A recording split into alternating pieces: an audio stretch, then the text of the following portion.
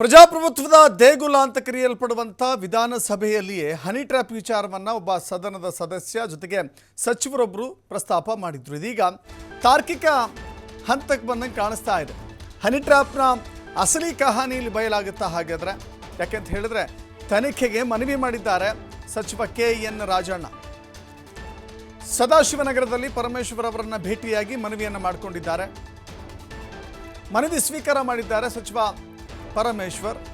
ಆನಂತರದಲ್ಲಿ ಇಬ್ಬರು ಕೂಡ ಸುದ್ದಿಗೋಷ್ಠಿಯಲ್ಲಿ ಅನೇಕ ಅಂಶಗಳಿಗೆ ಸಂಬಂಧಪಟ್ಟಂತೆ ಕ್ಲಾರಿಟಿಯನ್ನು ಕೊಟ್ಟಿದ್ದಾರೆ.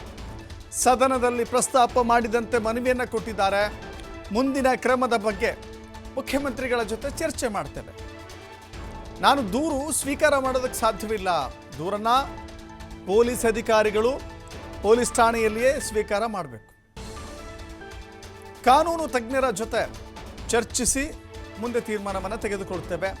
ಏನು ಮಾಡಬೇಕು, ಯಾವ ತೀರ್ಮಾನವನ್ನು ತೆಗೆದುಕೊಳ್ಳಬೇಕು ಅನ್ನೋದು ಮುಖ್ಯಮಂತ್ರಿಗಳ ಜೊತೆ ಚರ್ಚೆ ಮಾಡಿ ತೆಗೆದುಕೊಳ್ತೀವಿ ಅಂತ ಗೃಹ ಸಚಿವ ಡಾಕ್ಟರ್ ಜಿ ಪರಮೇಶ್ವರ್ ಹೇಳಿದ್ದಾರೆ.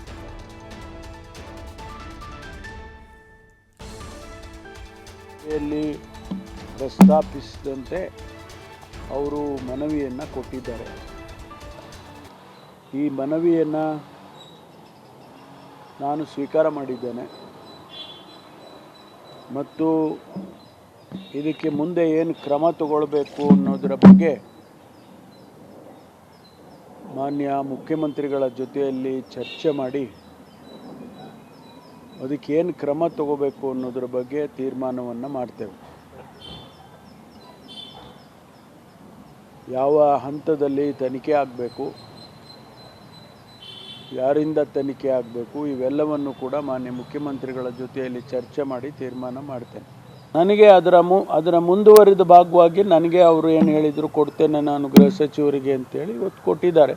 ಮುಂದೆ ಯಾವ ರೀತಿ ಕ್ರಮ ತಗೋಬೋದು, ನಮಗೆ ಏನು ಅವಕಾಶ ಇದೆ ಕಾನೂನಿನಲ್ಲಿ ಅದನ್ನೆಲ್ಲ ಪರಿಶೀಲನೆ ಮಾಡಿ ಮಾನ್ಯ ಮುಖ್ಯಮಂತ್ರಿಗಳ ಜೊತೆಯಲ್ಲಿ ಚರ್ಚೆ ಮಾಡಿ ತನಿಖೆ ಮಾಡಬೇಕು ಅಂತಾದರೆ ಯಾವ ಹಂತದ ತನಿಖೆ ಮಾಡಬೇಕು ಅನ್ನೋದ್ರ ಬಗ್ಗೆ ತೀರ್ಮಾನ ಮಾಡ್ತೇವೆ. ನನಗೆ ಇದನ್ನು ನಾನು ದೂರು ಅಂದರೆ ಕಂಪ್ಲೇಂಟನ್ನು ನಾನು ಸ್ವೀಕಾರ ಮಾಡೋಕ್ಕಾಗಲ್ಲ. ಕಂಪ್ಲೇಂಟನ್ನು ಪೊಲೀಸ್ ಸ್ಟೇಷನ್ನಲ್ಲೇ ಕೊಡಬೇಕು. ಇದನ್ನು ಮನವಿ ಅಥವಾ ರೆಪ್ರೆಸೆಂಟೇಷನ್ ಅಂಥೇಳಿ ಪರಿಗಣಿಸ್ಬೋದು. ಇದರ ಆಧಾರದ ಮೇಲೆ ಮುಂದೆ ಏನು ಮಾಡಬೇಕು ಅಂತ ನಾವು ಕಾನೂನಿನ ತಜ್ಞರನ್ನು ಅವರ ಜೊತೆಯಲ್ಲಿ ಚರ್ಚೆ ಮಾಡಿ ಆನಂತರ ತೀರ್ಮಾನ ತಗೊಳ್ತೇವೆ. ನಾನು ಅದನ್ನು ಡಿಸ್ಕ್ಲೋಸ್ ಮಾಡೋಕ್ಕಾಗಲ್ಲ. ನಾನು ಅದನ್ನು ಡಿಸ್ಕ್ಲೋಸ್ ಮಾಡೋದಕ್ಕೆ ಆಗೋದಿಲ್ಲ. ಸಾರ್ವಜನಿಕವಾಗಿ ಅದನ್ನು ಡಿಸ್ಕ್ಲೋಸ್ ಮಾಡೋಕ್ಕಾಗೋದಿಲ್ಲ. ನಾನು ಹೇಳಿದ್ನಲ್ಲ, ನಾನು ಅದನ್ನು ಯಾವುದನ್ನು ಡಿಸ್ಕ್ಲೋಸ್ ಮಾಡೋಕ್ಕಾಗಲ್ಲ.